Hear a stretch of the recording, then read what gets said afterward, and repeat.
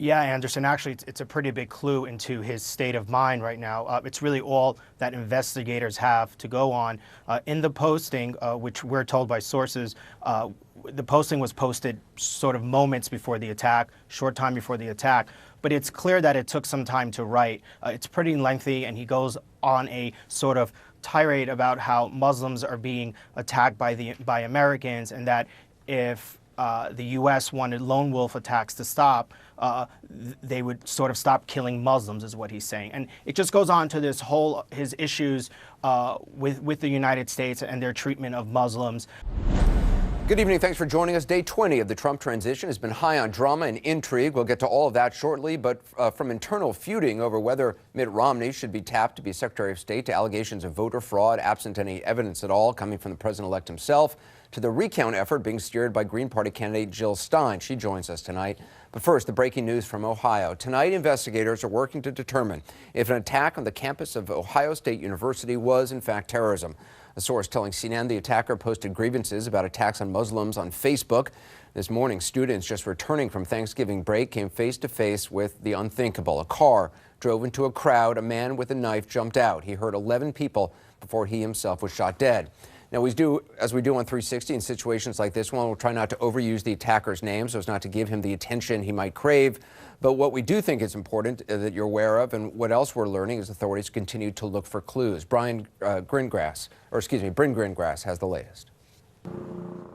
Tonight, university police naming the suspected attacker as OSU student Abdul Razak Ali Artan. A federal law enforcement official tells CNN he was a Somali citizen who lived in the area.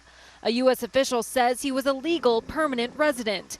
Investigators are still working on determining motive and can't rule out terror at this point. We have to consider that it is that possibility. We had an attack earlier this year with a man with a knife causing multiple injuries. So we're always aware that that's the potential, and we're going to continue to look at that. That's why our federal partners are here and helping. Police say the attacker deliberately jumped the curb with a car and rammed into a group of pedestrians. A federal official tells CNN the car used in the attack was registered to a family member. Around 9:52 a.m., the emergency dispatch center got a report that a vehicle had struck pedestrians. He then continued to attack, slashing people with a knife. He exited the vehicle and used a butcher knife to start cutting pedestrians. Less than a minute later, the attacker was confronted by a police officer. He engaged the suspect and he eliminated the threat. The suspect is DOA. Within minutes of the attack, a campus-wide alert went out reporting an active shooter on campus: run, hide, fight. A federal law enforcement official tells CNN the gunshots reported may have been of the police officer shooting the attacker. On campus, students and faculty blocked doorways and hid while waiting for the all clear. Our teacher ran in and locked the door, and at the same time we all saw we heard a bunch of sirens and a bunch of cop cars all just started flooding towards that area. It's scary. It was really scary. We barricaded ourselves in our rooms like we were taught, turned off our lights, and just hunkered down. Bryn, it seems like the police officer who finally shot this attacker got there really quick. What more do we know about him?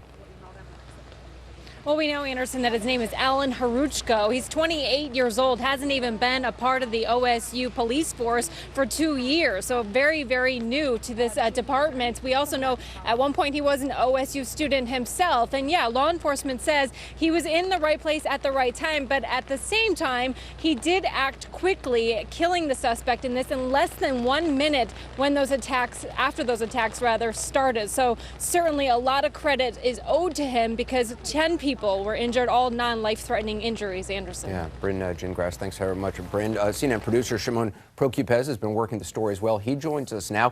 What more do you know about the attacker's social media postings? Because that's obviously something investigators are looking closely at. Yeah, Anderson, actually, it's a pretty big clue into his state of mind right now. It's really all that investigators have to go on. In the posting, which we're told by sources, the posting was posted sort of moments before the attack, short time before the attack. But it's clear that it took some time to write. It's pretty lengthy, and he goes on a sort of tirade about how Muslims are being attacked by Americans, and that if the U.S. wanted lone wolf attacks to stop, they would sort of stop killing Muslims, is what he's saying. And it just goes on to this whole, his issues with the United States and their treatment of Muslims. And he doesn't really specify exactly why he's doing this. He does mention, and again, we've seen this in other attacks, Anwar al-Awlaki, this cleric who the U.S. had killed years ago in a drone attack, whose name still surfaces in some of these attacks. Folks look to him for inspiration. Sometimes the more investigators look at these people, they use sort of terrorism as a cloak, but also they have other problems going on. Are there any other signs about what was going on in this person's life?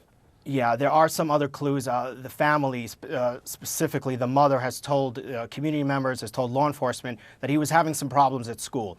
She says the problems were with grades, but there was a story from the college, from the university newspaper that says that he was complaining that not having enough space to pray. He didn't have the right places. He couldn't pray as openly as he wanted to. And the newspaper had published that story again today, sort of reminding folks, just saying, hey, back in August, he had complained to us about some of the issues at the school and not being able to pray. What's the next step for investigators tonight? So they're sort of talking to family. That's what they're doing tonight. They're talking to family. They're talking to their friends. The police have said that they're waiting for search warrants at the home. Also, we're told that some devices were recovered from his vehicle, so they're waiting to get search warrants for that. So they really, I think, right now want to see if he was consuming any other propaganda. Was he consuming ISIS propaganda? Was he viewing these al-Awlaki videos for inspiration for this attack? So those are really the steps. And also the big thing is to make sure he wasn't working with anyone else. And also, was he communicating with anyone overseas? There are no signs of that right now. They're also authorities are telling us that he was not on anyone's radar. So This guy just, for whatever reason, decided today and to do this attack. All right, Shimon Prokupecz, thanks very much. A lot to discuss. Joining me now, CNN counterterrorism analyst Phil Mudd. He's served as a senior official in both the CIA and the FBI. Also, CNN national security analyst Peter Bergen, whose books about terrorism include The United States of Jihad.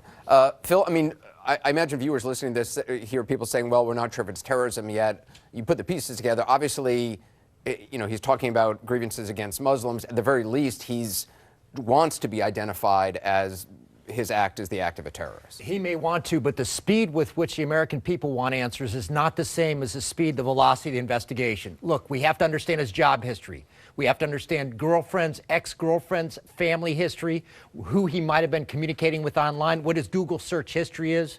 So we have a couple of clues here that might suggest mindset. We don't have answers from things like interviews and online searches that give us a final resolution. The problem in this case, Anderson, is over the course of the night, people are going to say, I've reached my conclusion. Why can't the feds reach theirs? That might take a couple weeks, a month, especially in a case where you have a singleton, where you can't look at his communications with the co-conspirator that might offer other clues. Peter, the United States of Jihad, your last book, you wrote, you basically analyzed every jihadist or would-be jihadist in the United States. Where does this guy fit into it, and what jumps out at you?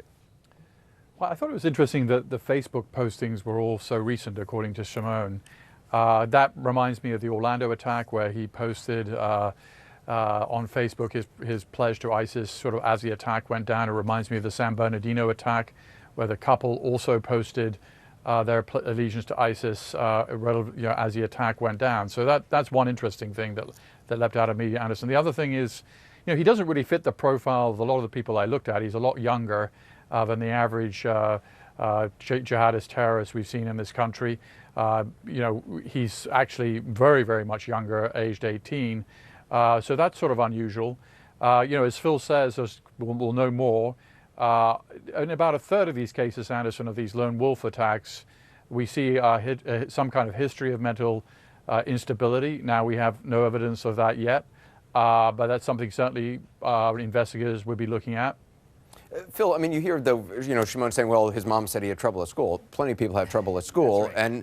And, things like driving a car into a crowd, that's something that ISIS and other groups have encouraged people to do. What does it tell you? Is this a sign of ISIS strength or weakness, or, assuming he's in some way trying to follow some sort of direction of jihadists? I look at this and say, you know, I'm talking to my family, for example. Is this an indicator, as you're saying, that ISIS is on the rise? 2.5 years ago, we saw this sort of fireball of ISIS moving across the sky, gobbling up territory in Iraq, talking to Americans, to British, to Europeans to come join the caliphate. And we saw people trying to leave. That's right. And now you have the FBI and more recently European security services saying they're seeing fewer kids go over. ISIS itself has said, please don't come here. More leaders are being killed in the battlefield, and obviously they've lost a lot of geography. You should look at this as one of the embers of a dying organization, not as an indicator that that organization, that is ISIS, is still burning as bright as it did 2 years ago. But I mean, you know, a dying ember can still burn a lot of people. I mean, if somebody is just using whatever weapons they have at hand, a vehicle, a butcher's knife, you know, short of getting that person on the radar beforehand, that's a tough thing to try to stop. That's right, Anderson, but let me bookend something for you. We have a relatively unsophisticated attack here, a small vehicle with a knife. Go back 2 days, the biggest football game of the season, right. Ohio State and Michigan, is held over the weekend. Huge group of people. Right. I wouldn't offer a clue to terrorists. They've already done this. If you really want to think through this as a trained ISIS operative, clearly he wasn't. Rent a truck, get a weapon, right. Videotape for social media, and drive through that kind of crowd. We didn't see any of that here. And that's certainly something, obviously, we saw in, you know, in Cannes over the summer, a guy in a truck just driving through a crowd. Yeah, and he killed 86 people. So, you know, excuse me, Nice, I'm sorry. Yeah. And, you know, as we've seen with school shootings, Anderson, I think that there's often a copycat quality to some of these attacks. School shooters tend to study previous school shootings. Terrorists often do the same. Obviously, this guy, luckily, didn't achieve the effect that he was hoping for. Yeah. Peter Bergen, Phil Munn, appreciate both of you being with us. Coming up, President-elect Donald Trump falsely says he won the popular vote, when the truth is he's actually losing Hillary Clinton by more than 2 million votes and counting. Not that that matters, because he is won. He claims, and this is not true, that the reason she got more votes is because millions of people voted illegally. And that's not the only falsehood he's been spreading on Twitter. We'll take a look at that next. We'll also hear from the Green Party's Jill Stein, who is initiating recounts in Wisconsin, Pennsylvania, and Michigan. She's getting a lot of donations, millions of dollars to do it. What she told me about what's behind the effort and some other things. We'll ask her some tough questions when 360 continues. Can't be too sure.